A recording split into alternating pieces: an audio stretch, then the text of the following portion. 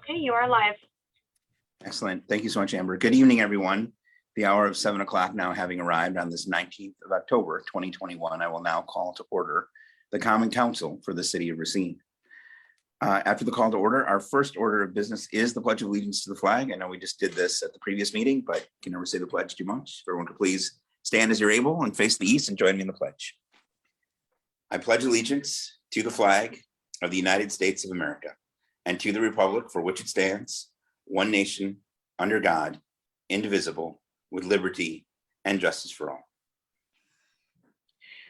Thank you so much, everyone. And so let's begin in earnest, shall we? Our first order of business is the approval of minutes of the council proceedings for October 4th and October 14th. Alder Tate, I would entertain a motion to approve those minutes. Move to approve the minutes for the aforementioned meetings. Second. Second from Alder Coe. Any discussion on the minutes of the 4th or the 14th of October? Seeing no discussion, if everyone could unmute themselves briefly for a voice vote. All those in favor of approving said minutes, please say aye.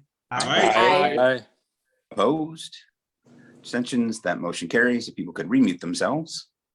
And then I was remiss in not asking for the minutes. Alder Tate, do we know of any excused absences for this evening? I've received no requests for excuse. Okay, thank you very much. We will now move on to the public comments section of our meeting. Amber, could you please, or well, I guess I should ask, do we have people here for public comment? We do. Okay, could you please explain the procedures on public comment? One second, please. So the public comment segment is an opportunity for citizens to speak directly to the Common Council. Speakers will limit their remarks to 3 minutes. There shall be no dialogue or interaction between the speaker and the elected officials or staff. This time is not intended to be a debate or discussion. The Common Council shall not hear personal complaints or attacks against any city employee or elected official or any matter related to an individual claim, citation, appeal, or lawsuit. Profane, disruptive, threatening, or conduct that otherwise impedes the safe, orderly, and effective conduct of the Common Council meeting is equally unacceptable during the public comment period as it is during all portions of city meetings. When a group of people representing one viewpoint wishes to address the council, one person should be appointed the designated speaker for the group. Candidates for public office may not use this opportunity to campaign for office. Speakers during the public comment period shall follow all rules of the Common Council and rulings of the chair, including a decision to terminate the remarks if the speaker does not adhere to the rules.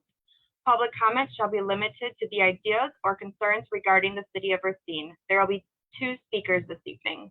First speaker is Mercedes Denzaletta, 609 7th Street, speaking anything on Racine.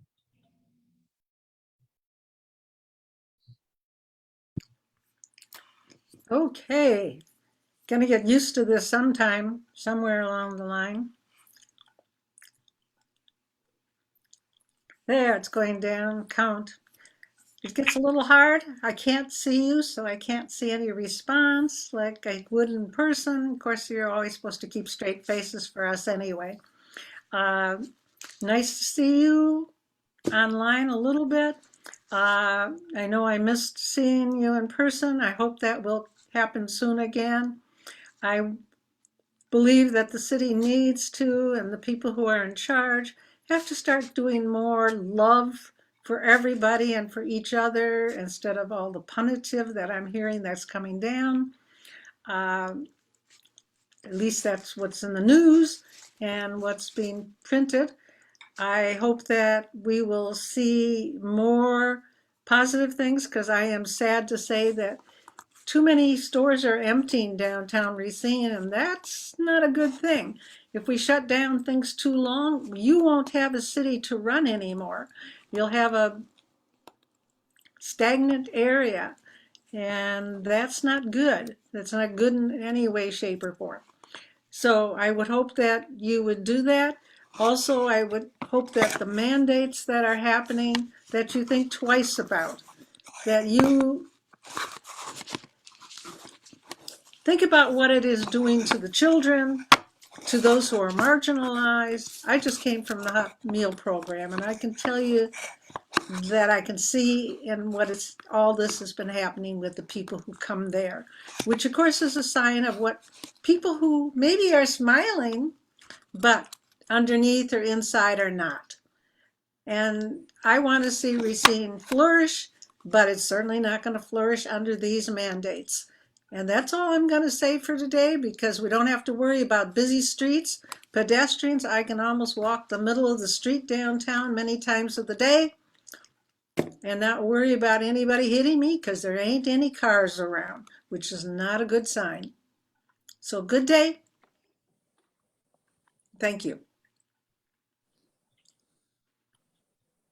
Our next speaker is Chris Kerbaway, 427 Romaine Ave, speaking on Lakeview Park development.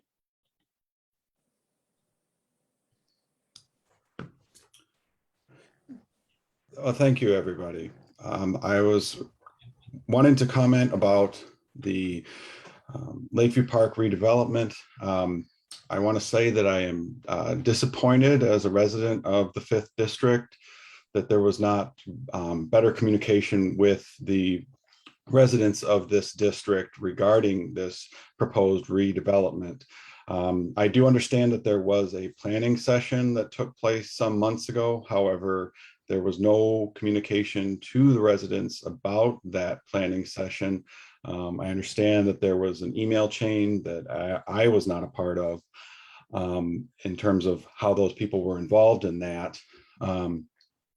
You know, I've received 3 different notifications from the city in the last week, one regarding the TID for our area, one regarding the Financial Empowerment Center, and one regarding Main Street being rebuilt in the next few years. But I did not receive any mailers regarding Lakeview Park, and that's concerning. It tells me that the city does know how to do outreach to residents, but it chose not to do any outreach in a concerted fashion regarding Lakeview Park. Furthermore, it appears that this provision 0780-21 was first considered by the Finance and Planning or Finance and Personnel Committee on September 27th, but it was listed in such a way that there was no way to identify it as Lakeview Park. It said communication sponsored by Mayor Mason seeking approval to enter into a planning option agreement with FSDG LLC regarding a redevelopment site. It does not say Lakeview Park. Nobody in the district was given advance notice that anything was going on with this redevelopment for Lakeview Park. Furthermore, the agenda for the meeting on October 5th did not, likewise was similarly vague. Going back to the September 27th meeting, the discussion regarding that redevelopment option agreement was done in closed session. So I just feel like as District 5 residents, we have been kept in the dark about this. And then, you know, we're first learned about it in the Journal Times article from October 9th. And so to me, that's just unacceptable. The city knows how to do outreach to residents to get input on these kind of things. And so I wish that we would have more input going forward so that we can be involved in this process. Lakeview Park is a huge asset for our community. It's one of the main reasons that families move to places like this. And so I just would hate to see us not be involved.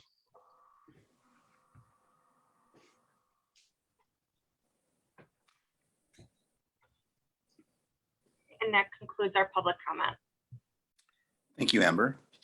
We'll now move to committee reports. The first report is the Finance and Personnel Committee to Alder Taft. Alder Taft, did you have any items for separate consideration? I do not believe I have received any request at this time. I'm going to do one more sweep of my email, but I do not believe so. Then, No items for separate consideration. then without objection, we will put these items on. Oh, Alder Tate the second. Yes, I would like to take up, where is it at? Item, where is it? There we go. 0817-21 for a separate vote. I think it's just given the nature of it and the critical response that we're trying to produce for the city, it's important that we're all on record. Well said, Alder. Okay. Alder Taft, would you please read the item? Yes, I'm sorry. I just accidentally closed my agenda. Please hold. It's coming. Here it is. And here it is.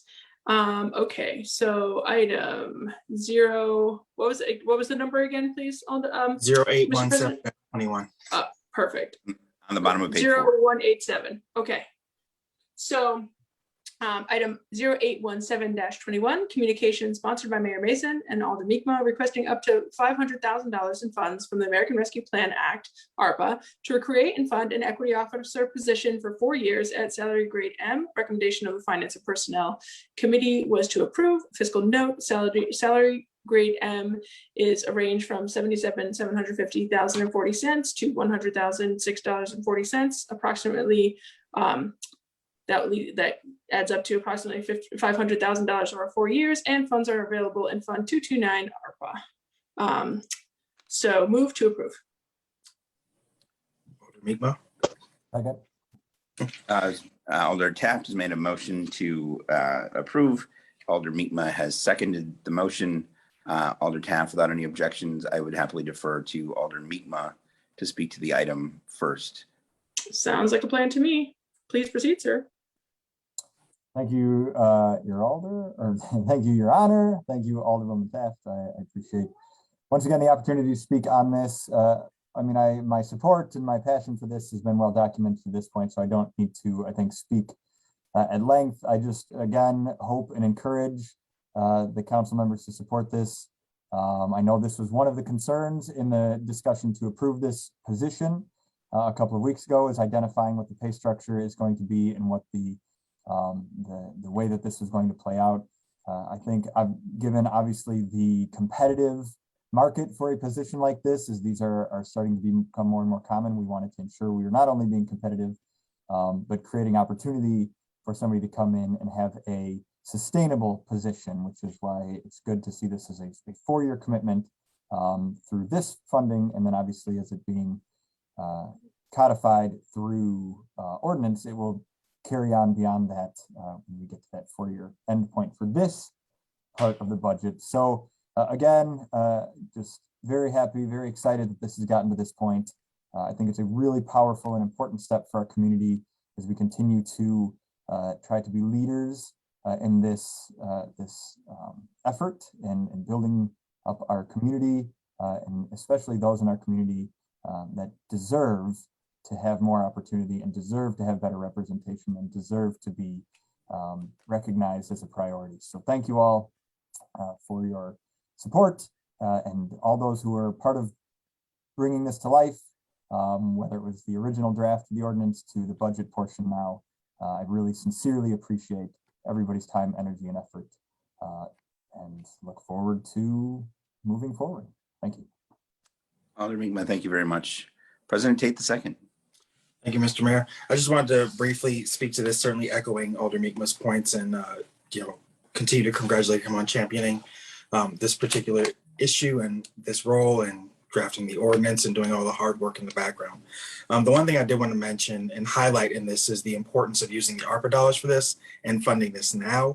The reason for that is because as we enter into the budget discussion, as we enter into a new fiscal year and the various challenges that city departments will be attempting to resolve and address, I think it's that much more important that this position be filled and start working with those departments as they're looking forward to the next year, so that the plans that they implement, the strategies that they consider, and the hires that they make are all being viewed and consulted with through this particular lens of that social equity. So it's important to have this now before the work begins, so that the work that we do in the future benefits from this particular position. So I just wanted to speak to the rationale behind why now, why ARPA funds, and the critical nature of moving this today, as opposed to waiting for another budget or even this particular budget to go into effect in January, when the action kind of needs to start and get the momentum going before we get to that point.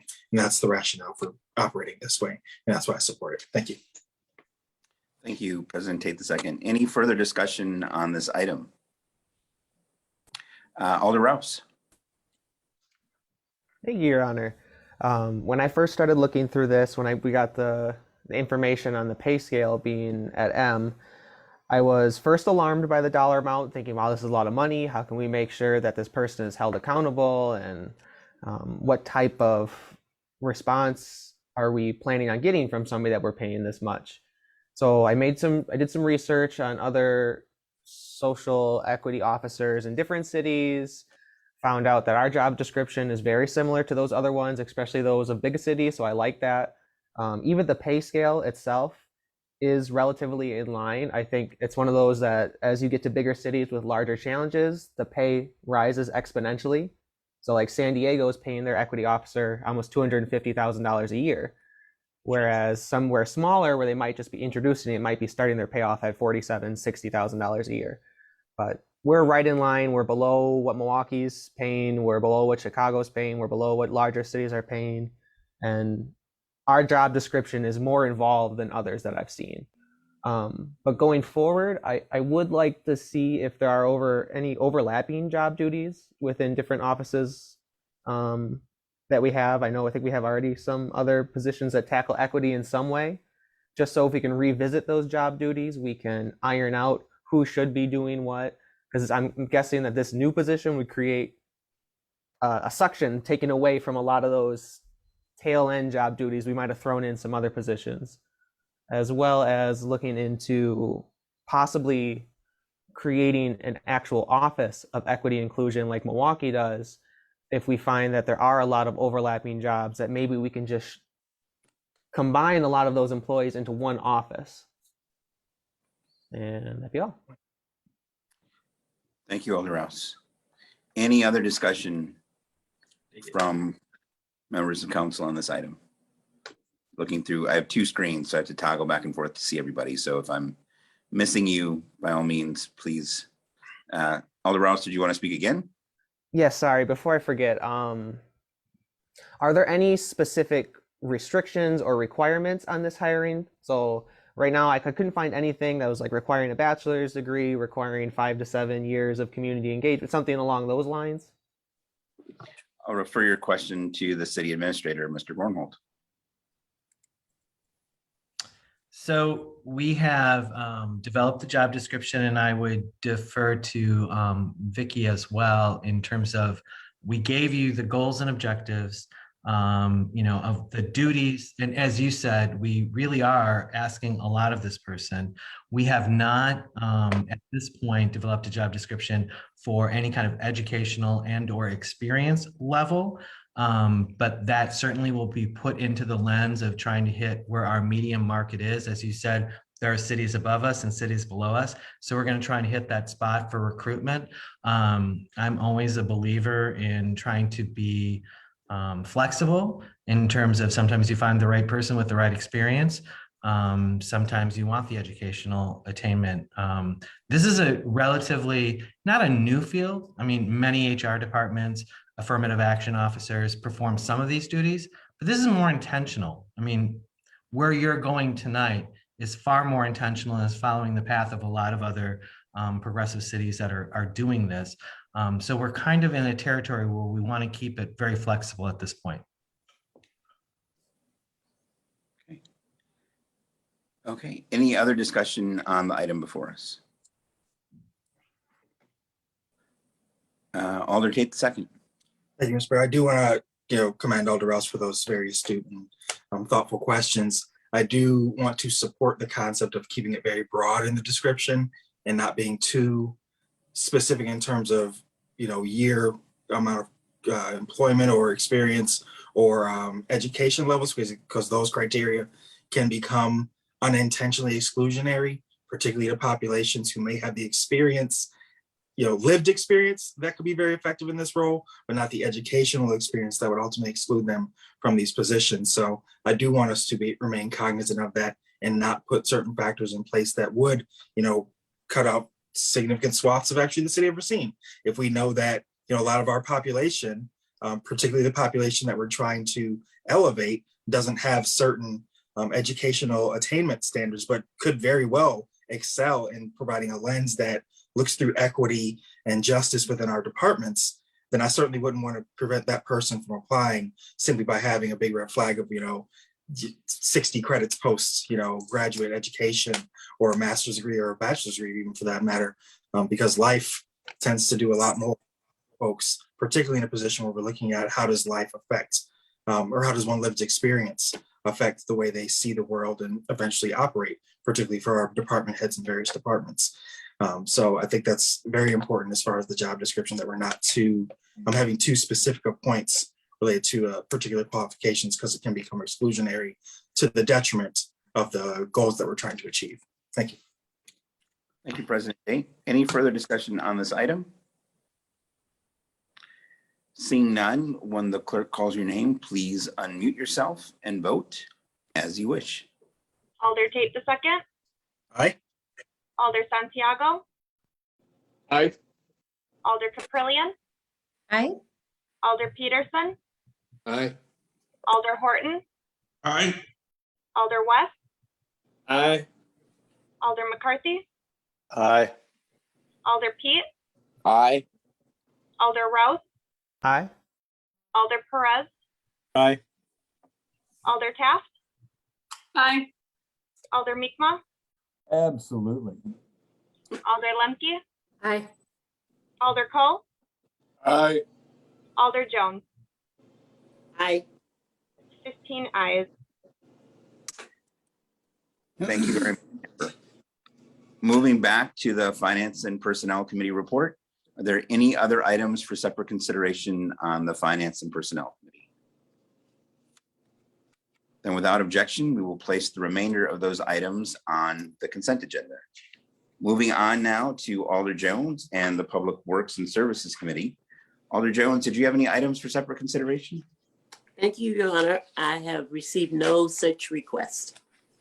Okay, well then without objection, we will place those items on the consent agenda.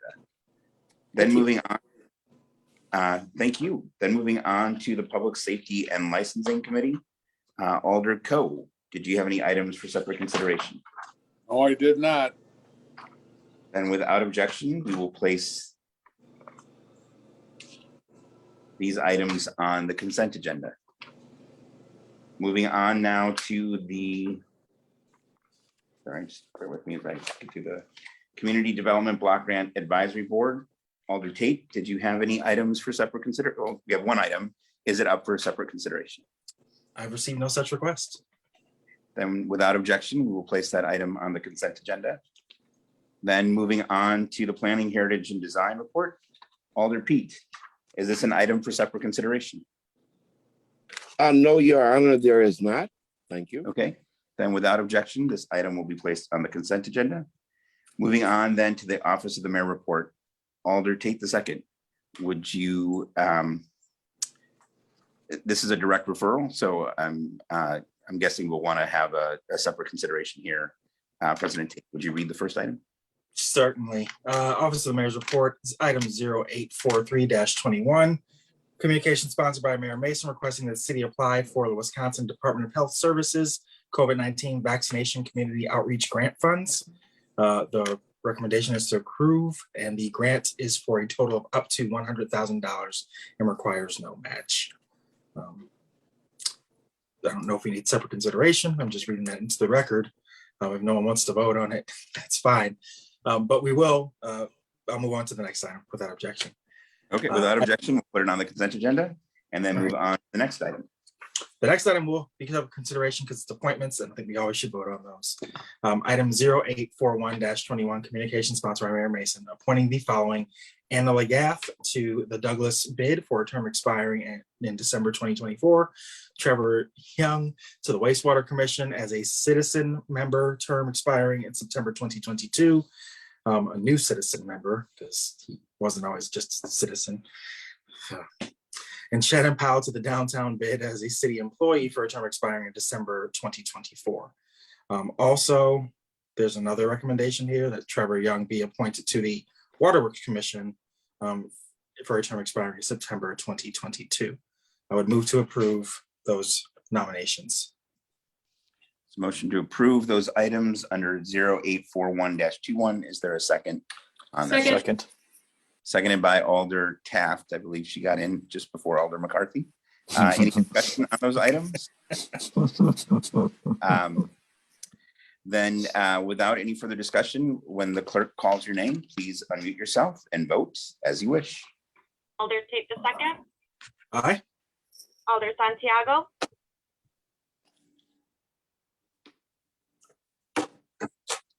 Alder Santiago, Go. There he is. aye. Alder Caprillion, Aye. Alder Peterson, Aye. Alder Horton, Aye. Alder West, Aye. Alder McCarthy, Aye. Alder Pete, Aye. Alder Rouse, Aye. Alder Perez, Aye. Alder Taft, Aye. Alder Mikma, Aye. Alder Lemke, Aye. Alder Cole, Aye. Alder Jones. Aye. That's 15 ayes. Those appointments then pass unanimously.